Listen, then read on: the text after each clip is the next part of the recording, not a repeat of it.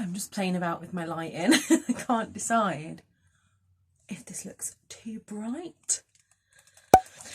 Anyway, let's get on with the filming. Which actually is one of the books that is coming out in paperback this month. No, it's not. I just made that up. Hello, I'm Charlotte and this is Books and Bargains.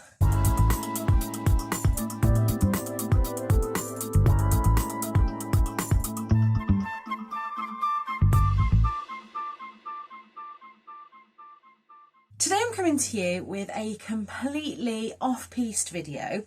I was going to film today the books that I'm excited for in December releases, but I realised there was only 2.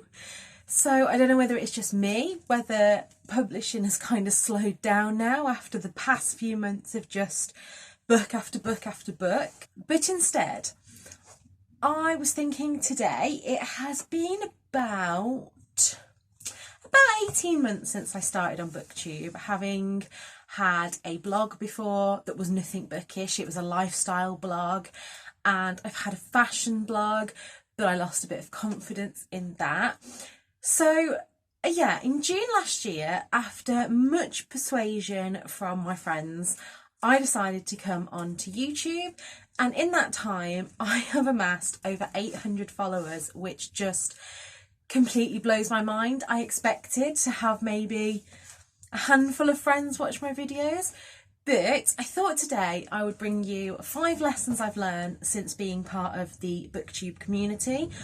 I've been a YouTube consumer for years now, but I would say that I only really found Booktube a few months before I started my videos myself, and the first videos I found were Nicole from Beautiful Chaos of Books. I think that I followed her blog and naturally ended up on her YouTube. The first big lesson that I've learned since being a booktuber is that book collecting and book reading are 2 totally different hobbies. I have always been a charity shopper. I love charity shopping. This top is from a charity shop. If you haven't seen my latest haul, I'll link above here. But as I started getting more into the Booktube community, I became aware of more books.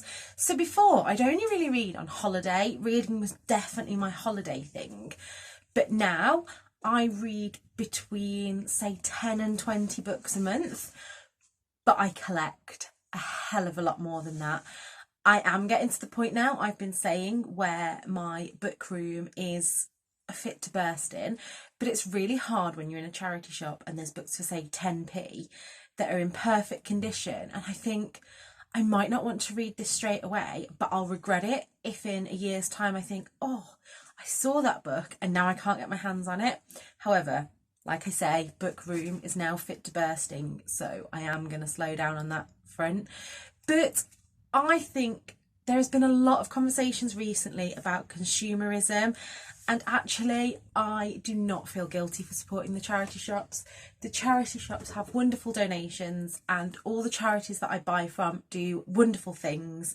So I'm going to continue collecting books. And yeah, it's really strange sometimes to think. One of my best friends in the Booktube community, Victoria, actually, you know, my Booktube number 1, we are both totally different when it comes to collecting. We were talking the other day about how big my TBR is, and I am going to be coming to you with a video of every unread book on my TBR, and it is well over 500. I know some of you will judge me. That is okay. I will take your judgment. However, Victoria doesn't judge me. Victoria is the complete opposite of me, that she likes to have a small TBR and she reads from that TBR. Whereas I found that if I put a TBR together, I feel really restricted by it, and yeah, end up either not reading anything from the TBR or kind of hate reading it, when it's not even that it's a bad book, it's just that I feel really restricted. And yeah, we all have our differences here on Booktube, and it's straight, and like, you can like what you like. I like watching videos of people like me that haul 50 books a month, but I also like watching people that don't, and people that have set TBRs, and I think it's all of our differences that make this such a wonderful community. However, on to my second point, and that's that not everyone is your friend on here, and that's okay. we're all different, and I think the problem with social media and the internet in general is that people seem to kind of think that friendship should be instantaneous and relationships should be instantaneous, but they have to have time to grow. Me and Victoria were kind of watching each other for a little while before we started talking, and now we talk, well, we do talk every single day, and I say she's my Booktube bestie, which is true, but she's also one of my really, really close friends now. And not everybody on Booktube is going to be your best friend. There's going to be people that you click with and people that you don't, and that is fine. There's going to be people that you watch and you think, damn, I'd love to be friends with them. And there's going to be people that, I kind of take it like any other job or hobby.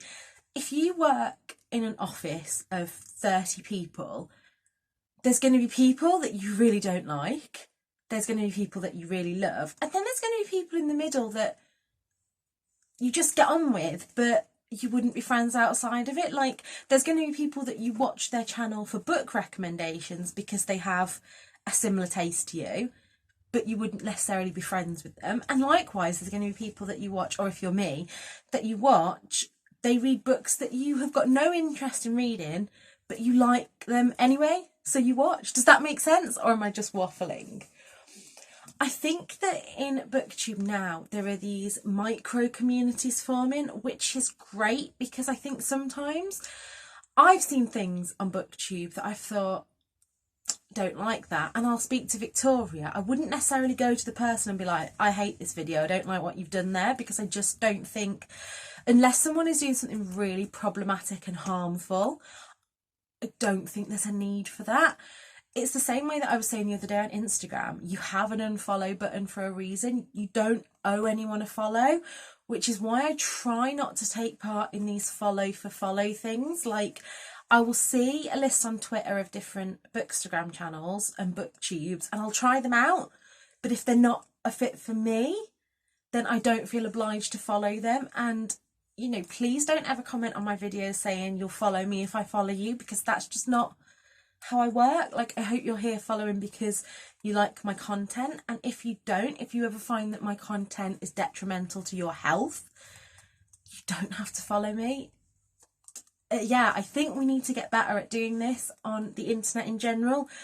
I follow a lot of people, and again, this is another place where I differ from my friends, because I follow a lot of people and I don't necessarily watch every video from each person I watch, whereas I've got friends that do.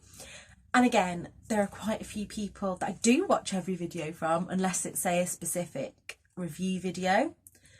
And that is just what it is. On that point as well, I just want to say, trust your gut on things. There was a booktuber who, at the beginning of this year, I was following this booktuber. She did a few little problematic things, and it just didn't sit right with me. And yet I still continued supporting them. And now I know that if I just have that feels about someone, I don't have to follow them. Like, even if my feels turn out to be wrong, as long as I haven't done anything to harm them, they haven't done anything to harm me. Do you get what I'm saying? There is just, like I say, no obligation to follow anyone. Number 3, I have learned that my reading tastes are quite varied and yet quite specific at the same time. Now, what I mean by that is, if you'd have asked me before I started Booktube whether I liked fantasy, I would have said no. Whether I liked historical fiction, I would have said no. I would have said to you, I just like chick lit. But this year, especially, I have read so many books that have pushed me out of my comfort zone, and I've really enjoyed them. So I know now that I like contemporary fiction with a bit of supernatural. I like dystopian. I like things like that. I've not tried a high fantasy yet. I like retellings. I like YA fantasy. I like thrillers. I like these kind of mystery thriller chick lit hybrids like Leanne Moriarty writes, and like Adele Parks, those kind of books. And I also, when it comes to chick lit, anything that is written in the past year or so, if it has diet culture references and one of the main plot points is that the main character is trying to lose weight, that brings it down points in my head straight away, and I have DNF'd because of that. Older books I will kind of let slide a little bit, the same with mental health representation, but anything written in current times just needs to be aware of these things. So yeah, and I'm still on my journey to find more genres that I like. Like I say, I want to try some kind of high fantasy, although I think I like more set in our world with a bit of magic. So I've just finished reading Daisy on the Outer Line, which I loved. That's going to be in my wrap up. Number 4 is we really have to seek out own voices, representation and reviewers. Now this can be a bit of a controversial one, and in some ways, so let's talk, for example, about sexuality. And there has been a lot recently about Becky Albertalli. Becky Albertalli, from what I can gather, has recently come out as bisexual. Don't quote me on this, and I'm really sorry if I've got this wrong.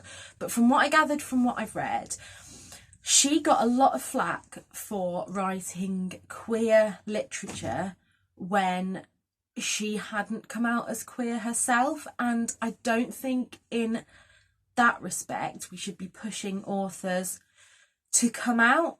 However, what I mean by this is an example that's right on the front of my mind, because Olivia from Olivia's Catastrophe made a video about this really recently, and I'll pop it up here, is Me Before You by Jojo Moyes. Now, if you don't know Me Before You, I read Me Before You and watched the film and absolutely loved it.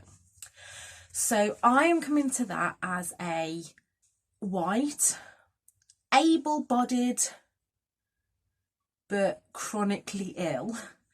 I never want to say to that, I'm able-bodied, but I have an invisible illness. And I fell in love with that book because I fell in love with Louisa Clark. Louisa Clark is just me in a character. She is a carer, she has quirky fashion. However, when that film came out, there was a lot of backlash from the disabled community about the way that Will, the disabled character, is portrayed in that book. So I would be a real... hypocrite's not the word, but I think for me as an able-bodied person, just to talk about how much I love that book is bad. Again, when it comes to books with cultural representation or disability representation, we really need to be listening to own voices, reviewers. So I think that publishers especially have to get those books to the right people to review. For example, I could read a book about... trying to think off the top of my head.